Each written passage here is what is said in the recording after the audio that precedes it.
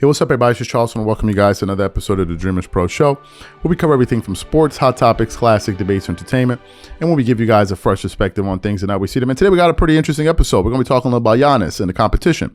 So, but before we get into it, please make sure you go ahead and like the video and subscribe to the channel. Now, as all of you know, I think that Giannis Antetokounmpo is the best player in the world today. Now, y'all know, for those of you that have been following this platform, you know that I'm a Kawhi Leonard fan, but I'm not going to sit up here and twerk it up for Kawhi like that. One, why? Because number one, Kawhi Leonard is not playing, right? And Kawhi doesn't have the benefit of the doubt right now. I've been reading a lot of comments, and that's why we're not producing a lot, because I don't think people want to hear about me sitting up here talking, oh, Kawhi Leonard. People don't want to hear that. You got to understand, you got to read the temperature in the room. So I'm not going to sit up here and just be delusional. And number three, if I did that, I would be trying to ignore other players out there that are doing their thing. To me, I think Giannis is the best player in the world until proven otherwise. That's how I see it. He is the best in the world, best two-way player in all of basketball right now, probably the most dominant basketball player in the NBA today from a physicality standpoint. And he has a motor unlike very few in the NBA. So I think Giannis is the best. However, there are other players in the NBA that are also very dominant. And actually, to be fair, the thing that actually caused us to produce this show was the game that Joel Embiid had. What is it? The game that he had up against, let me just pull up the what is it? The team. I mean, it was an incredible win. Joel Embiid put up like a 40. What is it? He put up a 49 point. I think it was against the Atlanta Hawks. I just want to make sure he put up like a 49-point double-double or triple-double, if I'm not mistaken, or something close to that. And he had something like 7 blocks in that game. It was against the Utah Jazz. In that game, Joel Embiid finished the game. Just listen to this stat line. He finished the game with what? Where's his stats here? 59 points, 8 assists, 11 rebounds, and 7 blocks. And I remember after watching the highlights in that game, some people were saying, does this performance put Joel Embiid back into the MVP discussions? That was a hell of a performance that Joel Embiid put up. And if you look at his numbers this season, he's putting up beast mode numbers. He's averaging 32 points per game, which is 2 points better than last season, shooting over 50% from the field at 53%, shooting 3% from the three, which I don't know why he shoots a lot, but the 2 seasons prior, he shot 37, shooting 83% from the free throw line, which is fantastic for a big man, but he's getting you 10 rebounds a game, 4 assists, almost 2 blocks a game, and 4 turnovers. That's Joel Embiid's numbers. So I think Joel Embiid is one of these guys in the NBA that legitimately can, that can legitimately contest the title for the most dominant player in the world. But it's not just him.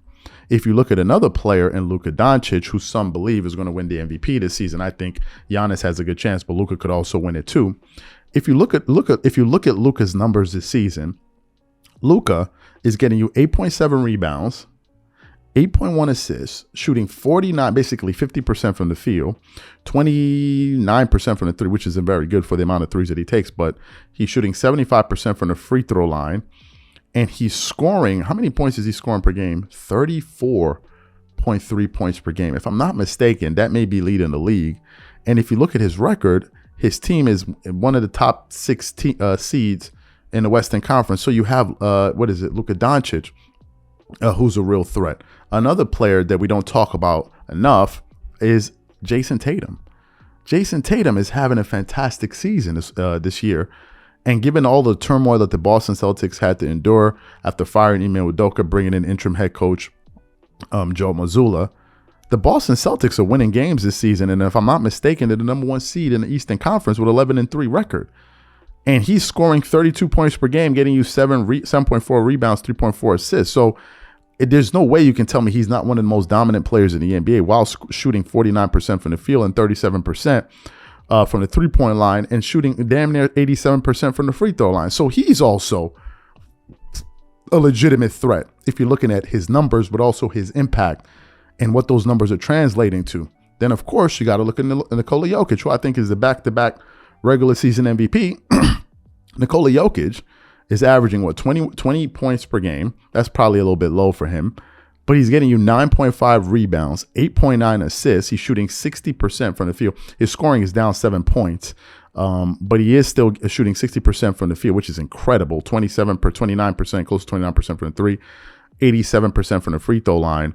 And he's getting you 1.5 steals as a center and 0.6 in blocks. And also, his team is the number 2 seed right now. It's still very early in the Western Conference. And ultimately, the last player you got to look at who's also dominant and we cannot overlook is Ja Morant. Ja Morant this year is scoring, 29 points per game on 48% shooting from the field, 41% shooting from the three. That's 6 percentage points higher than last season. Shooting 79% from the free throw line, which is almost 3% higher than last season. Getting 7 assists, 6 rebounds. His turnovers are high, but that usually happens with guys that dominate the ball like that. And he's getting you 1 steal a game. And also his team is the number 4 seed in the, in the Western Conference. So when you look at all of these guys, Giannis, I still think, is the best player in the world, but it's not like as if it's like by a wide margin. It's not. And if you look at the game that Joel Embiid had, what Joel doesn't have is the consistency and the motor of Giannis. But if you look at the talent, if you look at what he brings to the team in terms of how he can impact the game from the offensive and the defensive, I believe Doc Rivers said that was the most dominant game he's ever witnessed by an individual on both ends of the floor. Joel Embiid can absolutely dominate a basketball, and he's unguardable. I think Joel has certain strengths that Giannis doesn't have, which is efficiency from the perimeter. But Giannis plays with his size, and Joel Embiid doesn't do that sometimes. He doesn't take advantage of his size, and he takes pressure off the defense by not putting them into foul trouble, right? So they attack the game in different ways, but both of them are very effective. And if another person said, if you're going to have Joel Embiid healthy for a 7-game series going against Giannis, and he would take him over Giannis, I can understand that pick. It's not like, this is preposterous. No. So Giannis has real competition and guys like Luka and all of these guys. So I think that Giannis is still the most dominant basketball player in the world. No question about it. But I don't think it's a foregone conclusion. And if the Milwaukee Bucks are not, on their P's and Q's, other teams can knock him off, and other players could potentially come into this thing and take over that mantle, right? I don't think it's like a foregone conclusion. I don't think the most dominant player in the world is just something they're just going to give to you every single year. No, you got to go out there and earn it, and guys are going to be coming for the for the title. So I still think Giannis is the best, but these guys are challenging him in terms of dominance in their respective ways. So these are my thoughts and opinions on this. The question to you guys is, who in that list do you think has a real chance of challenging Giannis and becoming the most dominant player in the NBA? Whatever you guys think, please leave your thoughts and comments in the comment section, and we catch you guys on the next show.